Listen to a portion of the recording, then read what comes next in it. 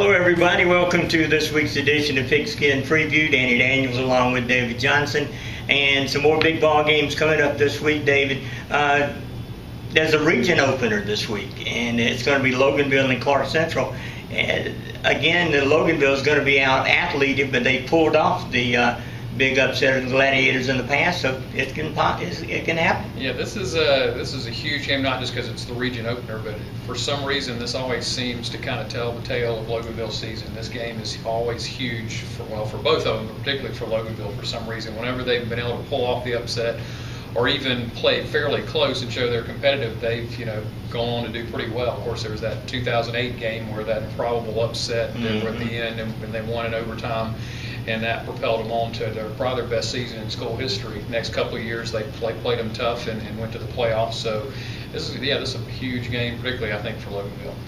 Clark Central with the new coach Leon Riles, or Leroy Riles, I think was his name, has gone on to other places, but I don't know what to expect from the Gladiators as far as Loganville. They're going to be fast, and that has never been one of Loganville's strong points. But you talked about that big upset a few years ago. They stripped one of their ball carriers right at the end of that ball game and won it. So you can win. Oh yeah, well, defense was the game. Was the thing that year. That was the best defense in Loganville history. They gave up fewer points that year. I'm not sure this defense this year is quite comparable to that one. Offensively, Loganville is what they are. They're gonna play that power game. They're getting their two running backs, senior running backs, back this week with Braxton Beck and Jonah Tompkins. And last week, they were really deep at the running back position. They had some underclassmen that really put it on Walnut Grove. Of course, it's hard to judge a lot by Walnut Grove. They're not quite Clark Central.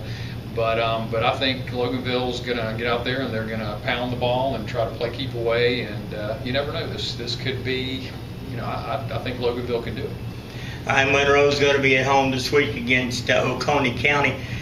Oconee County was the doormat of that region. Jeff Herring comes in, they win a state championship, and they've been on the backslide ever since. Right. I think they had one good season after that. The year after he left, I guess the new coach came in and kind of inherited a lot of Jeff's players. Interesting, Jeff's right down the road over there at Prince Avenue right now, and I'm sure Oconee would love to have him back. That program's really struggled since that improbable year where they won that state championship.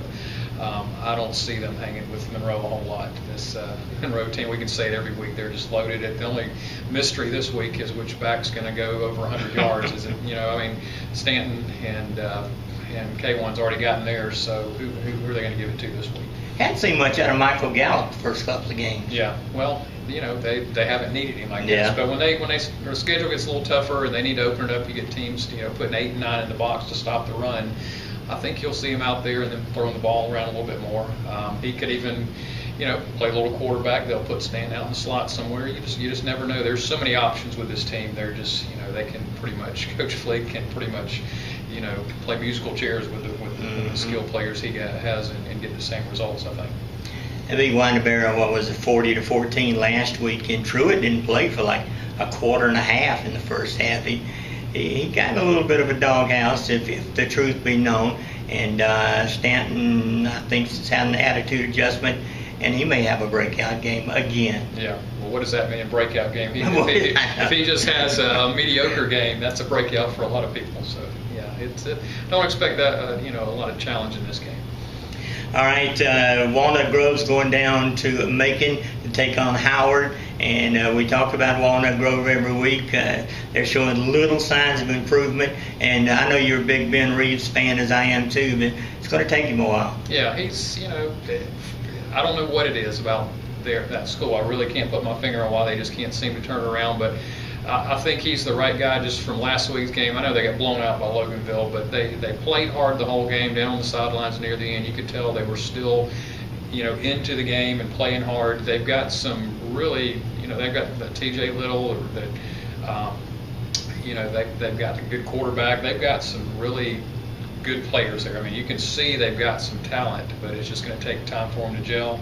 They can look across the sideline this week with the Howard coach, Barney Hester, who used to coach for Tatnall Square there and making GISA powerhouse for years.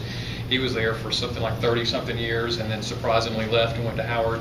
Howard lost 20 straight games before he shows up. Now they're 2-0. So things can turn in a hurry. Walnut Grove has the ingredients there. I think they just need to win a few and get their confidence going. All right, George Walton's going to be at home at Henderson Field to take on Holy Innocents. Tough loss last week. The Bulldogs bounced back from losing to Aquinas in overtime. Yeah. If history repeats itself, as people say, then George Walton ought to feel pretty good about last week's loss. Last year, they lost to Aquinas in overtime. Of course, we know they went on and made it all the way to the state semifinals. It was almost a mirror image game against Aquinas this year. Again, lost in overtime. Finally, the Bulldogs get to come home and play. Their non-region schedule has really been tough, and they need it because, of course, Class A does the power rankings now, and the tougher schedule you have, I think, helps a little bit. So, but yeah, they'll get to come home this week. I think they'll be hungry, much improved, and I think they should take care of this team like they did last year.